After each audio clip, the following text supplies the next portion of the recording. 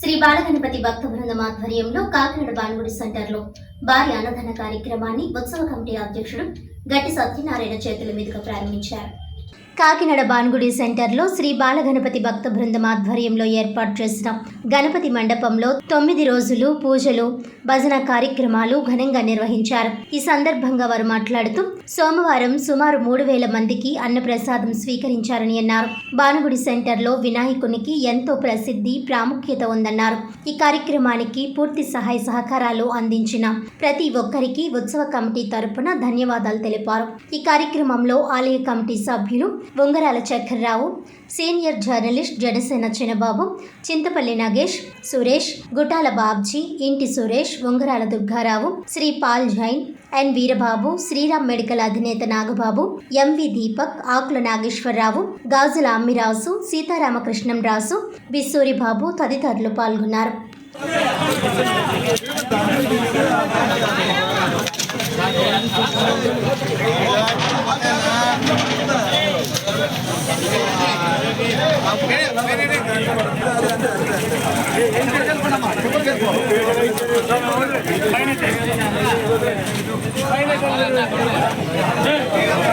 ఇబ్బంది లేకుండా చేసినందుకు అభినందిస్తున్నాను. అలాగే ఈ కార్యక్రమంలో మీకు ప్రతి వ్యక్తి మాకు చాలా సహకరించారు. ఆ భక్తులు కూడా బాధపడిన ధన్యవాదాలు. సో పూర్వం బాన్గుడి సెంటర్లో వచ్చిన గొప్ప కార్యక్రమం, అదే కార్యక్రమాన్ని మా యువ బృందం అందరూ కూడా వాళ్ళు నిజంగా డే అండ్ నైట్ కష్టపడి అందరినీ కలిసి చేశారు. ఇలాంటి కార్యక్రమాల్లో మనకి చాలా అవసరం కూడాను. ఇది ఒకప్పుడు బాలగంగాధర తిలక్ గారు స్టార్ట్ చేసిన కార్యక్రమం. అందులో మనకి ఏ కార్యక్రమం చేసినా కూడా మన వినాయక పూజ లేకుండా చేయం. అలాంటి మహానుభావుని పూజ మనం ఈరోజు చేసి ఈ 9 days చేసి మా కార్యకర్తలు, మా భక్తి బృందం సభ్యులు, అలాగే మా భక్తి బృందం అందరూ కూడా ఈ చుట్టుపక్కల అందరూ కూడా సహకరించడం వల్ల జరిగింది. అలాగే ఈ కార్యక్రమం సుమారు ఈ రోజున 2500 మంది సుమారుగా మేము ఈ కార్యక్రమం అన్నదానం చేస్తున్నారు. అది పెద్ద అద్భుతమైన కార్యక్రమం. చిన్న చిన్న ఇబ్బందులు వస్తాయి కానీ చివరికి సక్సెస్ అవుతుంది.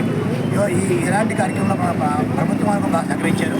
సో మొట్టమొదటి మార్నింగ్ వచ్చేది పోలీసు వాడు కొద్దిగా అవసరపడడం జరిగింది. అంటే అది సహజం కూడాను.